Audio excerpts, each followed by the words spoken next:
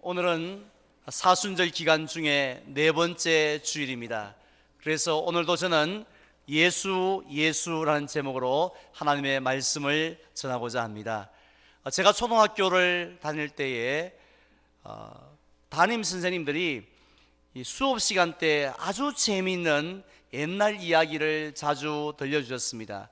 국어 시간뿐만 아니라 수학 시간, 심지어 음악 시간에서도 느닷없이 옛날 이야기를 들려주셨습니다. 그래서 저는 제가 지금 알고 있는 옛날 이야기 가운데 대부분은 책을 읽은 것이 아니라 그 선생님들을 통해서 들은 것인 것 같습니다.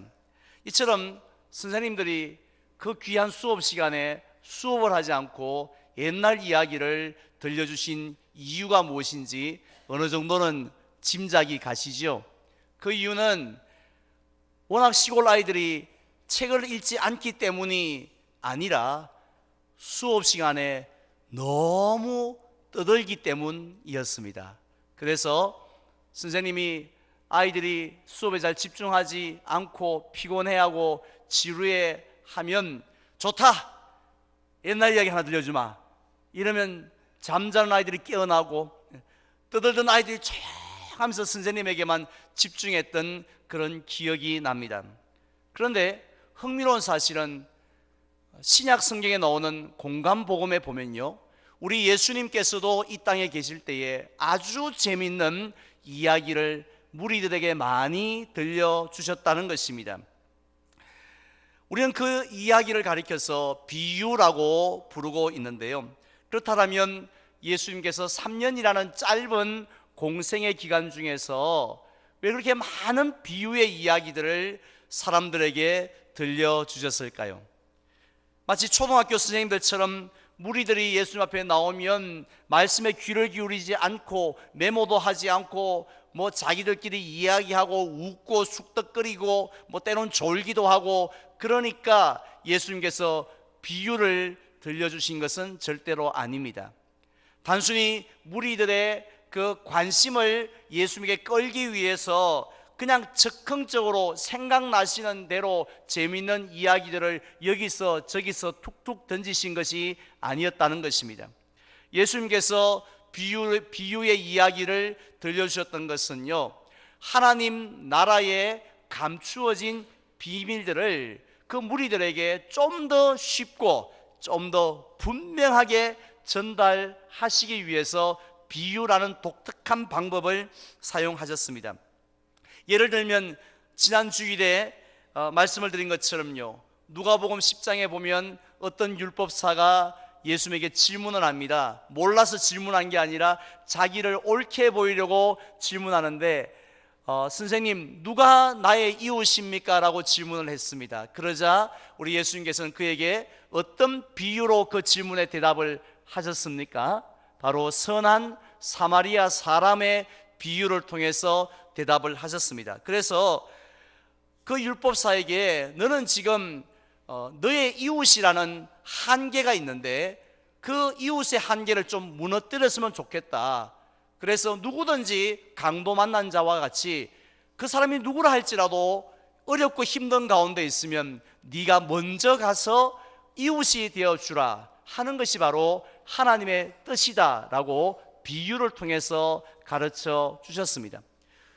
그리고 누가복음 12장에 보면요, 한 사람이 형님과의 이 유산 문제로 인해서 예수님의 도움을 구하기 위해서 찾아왔습니다. 그때도 우리 예수님께서는 그 사람에게 어리석은 부자의 비유를 들려주셨습니다. 그래서 네가 생각할 때는 돈이 전부인 것 같지만 사람의 생명이 그 소유에 넉넉한 데 있는 것이 아니다라는 놀라운 진리를 역시 비유를 통해서 가르쳐 주셨습니다. 오늘 본문에 나오는 비유들도 예외가 아닙니다. 오늘 본문인 누가복음 15장에 보면 우리에게 너무나도 잘 알려져 있는 세 개의 비유가 나오죠. 이런 양의 비유, 이런 동전의 비유, 그리고 마지막은 이런 아들의 비유입니다. 1절 이하의 말씀에 보니까 예수님께서는 이 비유를 그냥 갑자기 던지신 것이 아니라 분명한 배경이 있었다는 것이에요. 1절 말씀 보면은 모든 세리와 죄인들이 말씀을 들으러 가까이 나오니 했습니다. 누가 예수님에게 가까이 나왔다고요? 모든 세리와 죄인들이라고 했는데, 여기서 먼저 죄인들이라는 것은 하나님께서 보실 때에 죄인을 이야기하는 것이 아닙니다. 바리새인의 관점에서 볼 때에 바리새인들처럼 구약 율법을 철저하게 지키려고 애를 쓰는 그러한 사람이 아니면 다 죄인인 거지요. 그래서 율법대로 제대로 살지 않는 그런 모든 일반적인 사람을 가리켜서 당시엔 죄인이라고 불렀고요.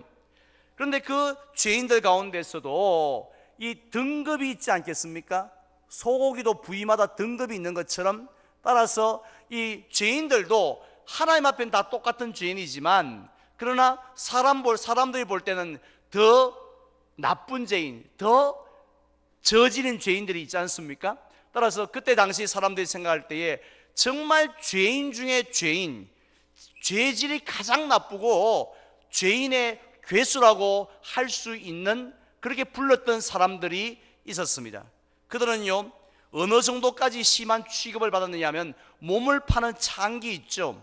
그리고 할례를 받지 못하고 우상을 섬기는 이방인들과 똑같은 수준으로, 똑같은 부류로 취급을 당하고 손가락질 받았던 사람들이 있었습니다. 그들은요, 회당에 들어가서 이렇게 예배를 드리는 것도 금지되어 있었습니다. 어딜 감히 당신이 어떻게 여기로 오느냐고 아웃 하고 출입 금지령이 내려졌고요. 그 사람이 만약에 친구 집에 들어가지 않습니까? 그러면 사람들이 아이고 저 집은 부정한 집이라고 그렇게 간주를 하였습니다. 이렇게 사람들에게 죄인 중에 죄인 취급을 당했던 사람이 누구인지 아시겠죠? 바로 세리들이었습니다. 우리가 잘 알고 있는 것처럼 예수님 당시에 유대 땅을 지배하였던 로마 제국은 직접 관리가 파견되어져서 세금을 거두어 간 것이 아니었습니다. 유대인들 중에서요, 흔히 말하는 입찰을 통해 가지고 가장 높은 액수를 적어낸 사람을 세리로 임명을 했습니다. 그래서 그 사람에게 로마 정부를 대신해서 세금을 거두어 들일 수 있는 권한을 주었다는 것이죠. 자, 그런데 그 선발된 세리들이 아주 양심이 보드라버서 정말 꼭 로마 제국에 바쳐야 할 그 액수만큼만 그렇게 골고루 이렇게 징수를 하였다면 얼마나 좋았겠습니까마는 실제로는 정반대였어요. 로마에게 바쳐야 할 액수보다도 몇 갑절 더 많은 세금을 거둬들이고는요, 나머지는 다 in my pocket, 자기가 착복에 버리고 만 것입니다. 그들은 주로 큰 길가에 앉아서요, 지나가는 사람이 있으면 이리 와보시오 하고 부르고는, 보자, 당신 옷 입은 거 보니, 또 당신 손에 낀 그 시계 보니, 반지 보니, 당신 세금이 원래 1억 하고 1억을 적습니다. 아이고 당신은 뭐 안경도 낀 거 보이, 공부도 좀 했겠는데 당신 2억 하고 2억을 적습니다. 그러면은 거기에 대해서 내가 1억이나 내야 된다고요? 2억이나 내야 된다고요? 하면서 아무리 그게 부당하다 할지라도 어디 가서 하소연을 할 수도 없었고 한들 받아주는 데도 없었다라는 것입니다. 따라서 나 못 내겠다고, 이런 법이 어디 있냐고, 아니 내가 1억이 어디 있어 내가 1억을 내냐고 하고 아무리 거부를 한다 할지라도요, 이 세리가 그가 가진 재산 전체를 이 재산을 압수할 수 있는 그런 권력도, 막강한 권력도 가졌다는 것이죠. 그러니까 당시에 제일 잘 사는 사람이 세리였습니다. 얼마나 떵떵거리면서 살았는지요. 하지만 사람들에게는 어떤 취급을 당했겠습니까? 당연히 민족의 반역자라고, 민족의 피를 빨아먹는 사람이라고 그렇게 이 사람들에게 조롱을 당하지 않았겠습니까? 바로 그러한 세리들과 또 죄인들이 예수님에게 말씀을 들으려고 나왔다고 했습니다. 그렇다면 상식적으로 예수님은 어떻게 행동을 하셔야지 됩니까? 그냥 그들 향해서 침을 탁 뱉든지, 아니면 돌을 들고 그냥 집어 던지면서 이 독사의 자식들아, 어디 여기가 어딘 줄 알고 오느냐고 썩 물렀거라 하면서 다른 사람들처럼 그들을 개처럼 그렇게 취급을 하며 내어 쫓아야지 정상이 아니겠습니까? 그런데 2절 말씀에 보니까요, 이 바리새인들과 서기관들이 야, 예수님이 저들을 어떻게 대우하나 싶어서 자세히 보니까 어떻게 대우했다고 했습니까? 죄인을 영접하고 심지어는 음식까지 같이 먹었다라고 했습니다. 얼마나 어이가 없었겠습니까? 얼마나 충격적이었겠습니까? 자, 그래서 그들이 모여서 수근수근거리기 시작합니다. 세상에 이럴 수 있나? 말이 되나? 저 사람이 제정신이가 지금, 이렇게 하면서 그들이 쑥덕거리기를 시작했습니다. 실제로 그런 소리가 얼마나 크게 들렸던지요, 누가복음 7장 34절에 보면 당시에 사람들이 예수님을 평가를 어떻게 했느냐 하면은 먹기를 탐하고, 두 번째는 포도주를 즐기고, 세 번째는 세리와 죄인의 친구라고 그렇게 예수님을 평가했는데, 그 소리를 예수님이 늘 들으셨는데요, 오늘 이 본문에서 예수님은 또 그런 소리를 듣게 되셨습니다. 바로 이런 상황 속에서 우리 예수님께서 그 무리들에게 들려주셨던 이야기가 바로 오늘 본문에 나오는 세 가지 비유입니다. 예수님은 이 비슷한 세 개의 비유를 통해서 무리들에게 딱 한 가지를 가르쳐 주고 싶었던 것이 있었습니다. 그것은 바로 하나님 아버지의 마음이었습니다. 우리 성도님들은 부모님의 마음을 잘 아십니까? 우리는 늘 함께 지내지만은 부모님의 그 아버지의, 어머니의 마음을 모를 때가 정말 많지 않습니까? 자, 그런데 이 유대인들은요, 조상 대대로 하나님을 섬겨왔다고 하면서도 내가 믿는 하나님의 마음이 어떤지는 잘 몰랐다라는 것입니다. 사실 10길 물속은 알아도 한 길 사람 속은 모른다라는 속담도 있는데요, 사실 우리가 같이 잠을 자는 부부라 할지라도 마음을 잘 모르지 않습니까? 그런데 사실 하나님의 마음을 아는 것은 뭐 말처럼 쉬운 것은 아니지요. 아니, 사람의 마음도, 부모의 마음도, 부부의 마음도, 자식의 마음도 모르는데 어찌 눈에 보이지 않는 하나님 아버지, 그 높고 위대하신 하나님을 마음을 알 수가 있겠습니까? 그래서 우리 예수님께서는 그 하나님 아버지의 마음을 오늘 본문에 나오는 그 비유들, 그 비유에 등장하는 그 목자, 그리고 두 번째는 여인, 그리고 세 번째는 한 아버지의 행동을 통해서 보여주기를 원하셨던 것입니다. 자, 그렇다면 이 세 사람의 공통적인 행동이 있었는데요, 첫 번째 행동은 바로 열심히 그들 모두 찾고 있었다라는 것이에요. 자, 먼저 100마리의 양 가운데서 딱 한 마리의 양을 잃어버린 목자가 어떻게 행동을 합니까? 우리 가끔씩 주변에 보면 이 집에서 키우던 반려견을 잃은 분들이 있으세요. 근데 그분들은 어떻게 행동을 합니까? 그들은 집에 돌아오기를 기다릴 수가 없어서 너무 안타깝고 너무 또 간절해서 온 동네에 있는 모든 전봇대에는 다 집 나간 강아지를 찾습니다 하고, 뭐 강아지 머리핀 꽂은 사진과 더불어서 어떻게 생기셨으며 언제 가출하셨으며 이렇게 연락하시면 제가 후사하겠습니다라고 전화번호까지 그렇게 해 있지 않습니까? 그리고는 이제 집에서 기다리죠. 집에서 연락이 오기를. 자, 그런데 오늘 본문에 나오는 목자는 어떻게 합니까? 그냥 동네마다 이 전봇대에다가 다 붙여놓고는, 그리고는 집에 가서 연락이 오기를 기다렸나요? 그 정도가 아니었습니다. 오늘 4절 말씀해 보니까 나머지 99마리를 들에 두고요, 그 잃은 것을 찾아다녔는데, 어떻게 찾아다녔다고 했습니까? 찾아내기까지 찾아다니지 않겠느냐라고 했습니다. 그냥 좀 찾다가 해 빠졌네 하고 집에 가버리고, 밥 안 먹었다, 다 먹고 살자고 하는 짓인데 밥 먹고 하자 하고 이제 또 집에 가서 밥 먹고 오고, 그런 게 아니었다는 것이죠. 찾아낼 때까지 멈추지 않고 계속해서 양을 찾았던 것이 바로 목자의 모습이었습니다. 두 번째 비유에 나오는 여인도 마찬가지였습니다. 여인이 지금 뭘 잃어버렸죠? 동전을 잃어버렸습니다. 아이고, 슈퍼에 가면 동전 주가가 겁나는데 그 동전 하나 잃어버린 거 뭔 그래 열심히 찾냐 하지만 이 동전은 보통 동전이 아니었어요.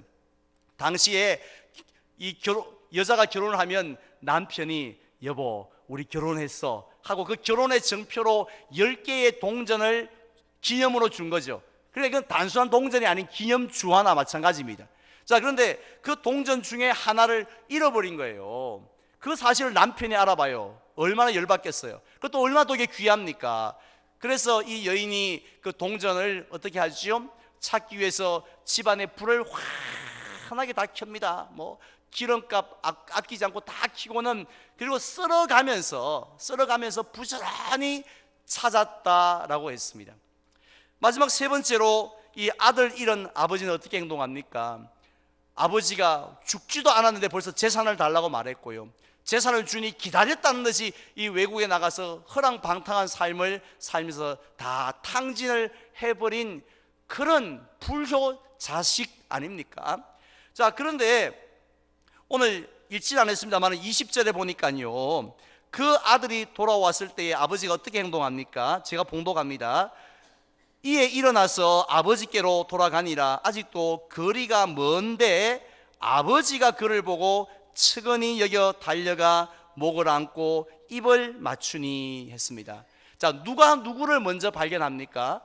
아들이 아버지 저 왔어요, 저 좀 쳐다보세요, 노래 물만 그만 대고 저도 한번 쳐다보세요, 이렇게 했던 것이 아니라 거꾸로 아버지가 아들을 먼저 발견을 하였다는 것입니다. 그런데 발견을 하자마자 이 아버지가 달려가서 측은히 여기고 목을 안고 입을 맞추는 것을 볼 때에 아버지가 얼마나 아들을 기다려 왔는가 하는 것을 알 수 있지 않겠습니까? 어느 날 갑자기 아버지가 밥 먹다가 니 언제 왔노? 이렇게 말하면 아들을 전혀 안 기다린 거예요. 그런데 아들을 먼저 발견하고 하시는 행동을 볼 때에 아들을 얼마나 돌아오기를 기다렸는지 그것을 우리가 알 수가 있습니다. 다음 두 번째로 예수님의 이 세 가지 비유를 통해서 나오는 공통된 또 행동이 있습니다. 바로 잔치를 하였다는 것이에요. 먼저 양을 잃은 목자는요, 양을 찾았을 때에 그 벗과 이웃들을 초대하고는 뭐라고 합니까? 나와 함께 즐기자 하고 이제 파티를 하는 거예요. 잔치를 합니다. 동전을 잃었던 여인도 마찬가지입니다. 동전을 드디어 찾았어요. 여기 있었구나 하고 찾자마자 어떻게 합니까? 역시 벗과 이웃들을 초대해 가지고는 또 나와 함께 즐기자고 잔치를 합니다. 마지막으로 아들 잃었던 아버지는요, 아들이 돌아오니까 그 먼저 옷을 갈아입히고요, 그리고 또 손가락에 이 반지를 끼우는데 반지는 바로 이 집의 유산을 이어받을 상속자다라는 어떤 그러한 것을 표시하는 반지예요. 그 반지를 끼웁니다. 신발을 신겨요. 당시에 노예들은 신발을 신지 않았는데 신발을 신긴다는 말은 지위를 회복시켜준다라는 말입니다. 그것만 해도 얼마나 감사합니까? 내 이놈하고 막 안 쫓아낸 것만 해도 감사한데, 지게 짝대기 들고 막 따라오지 않은 것만 해도 막 감사한데, 그런데 모든 걸 회복시켜 주셨을 뿐만 아니라 어떻게 하죠? 뭘 잡습니까? 살이 포동포동하게 살찐 송아지를 잡아서 그렇게 먹고 즐겼다라고 했습니다.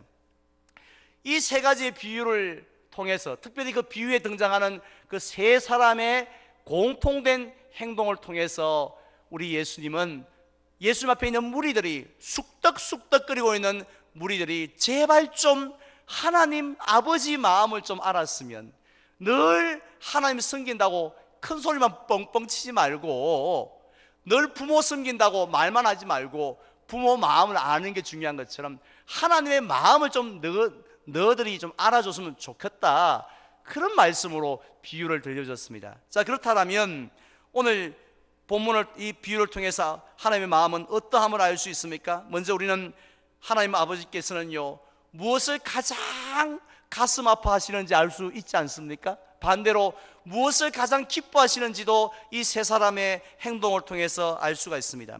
하나님께서 가장 가슴 아파하시는 일은 그것은 바로 자녀를 잃어버리는 것인 줄 믿습니다.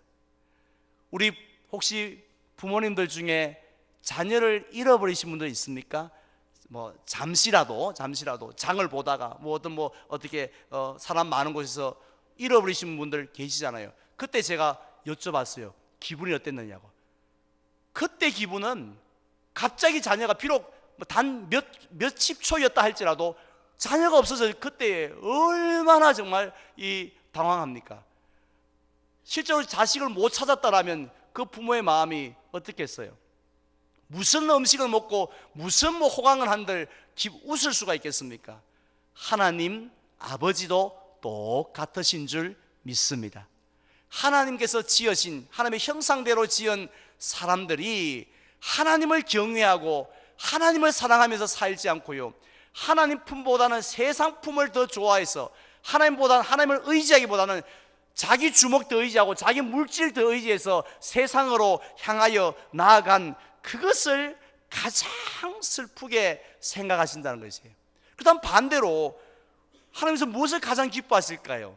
당연히 그 자녀가 회개하고 하나님 앞에 돌아오는 것, 이것을 정말 기뻐하신다는 것을 오늘 우리에게 3번이나 강조하고 있지 않습니까? 자, 그런데요, 우리들은 이 회개하고 돌아온다고 할 때에 우리 성도님들은 이 회개에 대하여서 너무 가볍게 생각하는 분들이 의외로 많으세요.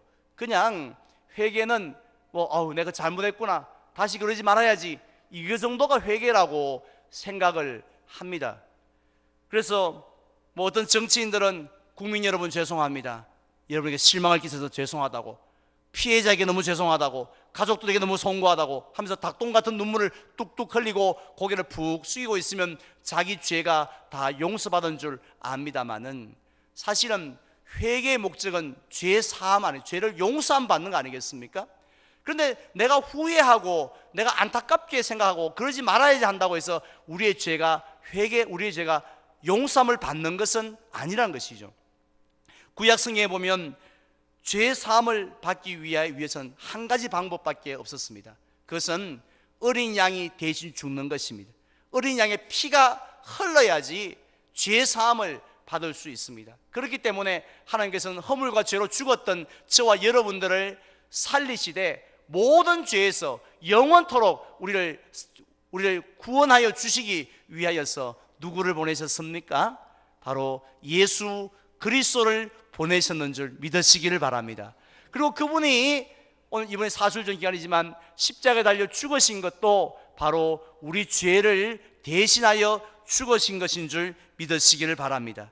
따라서 우리 하나님께서는 비록 예수님이 십자가에 달리시는데 그 영화에서 나오는 못이 찔리고 또 창에 찔리고 채찍질 당하는 그 육체적인 고통도 아버지께서 보실 때 얼마나 가슴이 아프겠습니까마는 사실은 그건 아무것도 아니죠. 뭐에 비하면 영적인 고통입니다. 우리 예수님은 온 세상의 모든 죄인들이 받아야 할 저주를 대신 십자가 위에서 받으셨지 않습니까? 오죽했으면 예수님이 이 잔을 내게서 지나가게 하옵소서라고 했지만 하나님은 허락하지 아니하셨죠. 이유가 무엇입니까? 우리가 회개하고 하나님께 돌아오는 것을 너무너무 가장 기쁘게 생각하시기 때문인 줄 믿습니다. 하나님께서 전도해도 되고 안 해도 되고 안 오면 안 오는 것이 지 인생 지가 살지, 이런 마음이셨다라면 예수님을 왜 죽이셨겠습니까? 예수님을 십자가에서 내려오라 하셨지 않겠습니까? 그런데 그만큼 기뻐하시니까 예수님을 죽게 하시기까지 그 일을 감당하게 하신 것입니다. 따라서 우리들은 이 3가지 비유를 통해서 첫 번째로는 하나님이 나를 이렇게 사랑하고 계신다, 독생자를 주시기까지 사랑하신다 하시는 그런 하나님의 마음을 우리가 알아야 하고요, 그리고 또 더불어서 한 가지 더 알아야 할 하나님의 마음이 있습니다. 그것은 우리가 어떻게 살아가기를 원하시는지 그 하나님의 마음을 알아야 하죠. 부모님이 우리가 어떻게 살든 네 맘대로 하라, 이런 부모가 세상에 어디 있습니까? 자식에 대한 마음이 있죠. 하나님도 마찬가지입니다. 우리에게 어떤 마음을 가지고 계십니까? 내가 이렇게 이런 양을 돌아오기를 기뻐하니 너희도 나와 같이 이런 양을 좀 귀하게 여기기를 원하는 마음이 바로 하나님 아버지의 마음인 줄 믿습니다.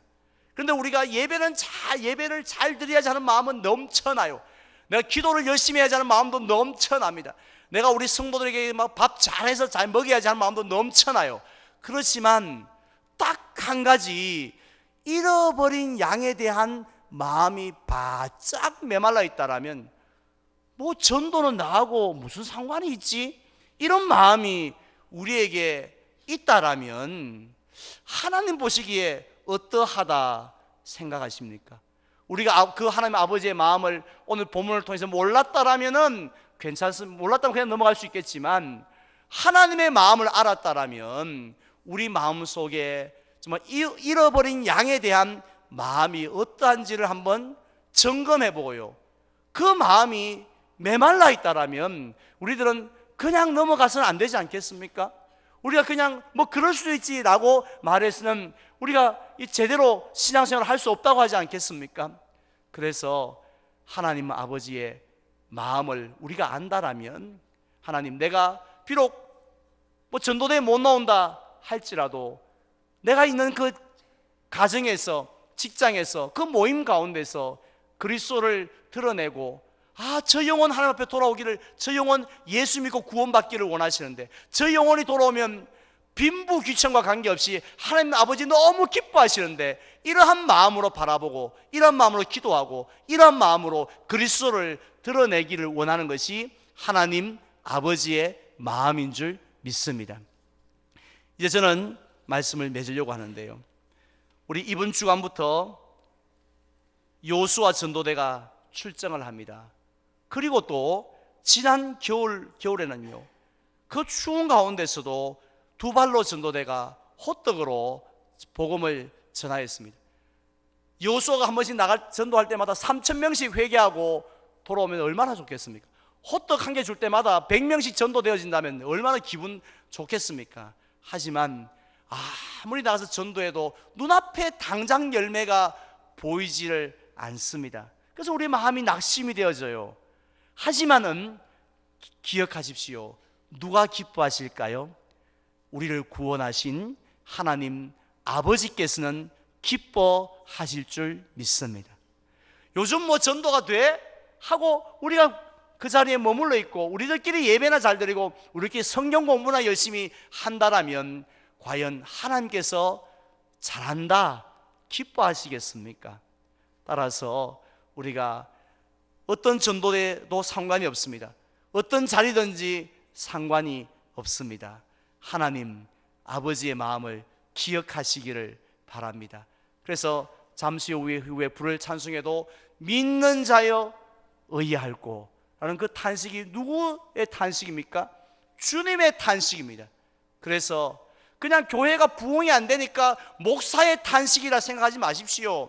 우리 당회원 장로님들만의 탄식이라 생각하지 마십시오. 우리 주님의 탄식입니다. 이래서는 안 되지 않느냐 하는 주님의 탄식 소리를 들으시고 우리가 남은 세계를 정말로 이런 양들을 바라보며 살아가는 저와 여러분들이 되시기를 주님의 이름으로 축원을 드립니다.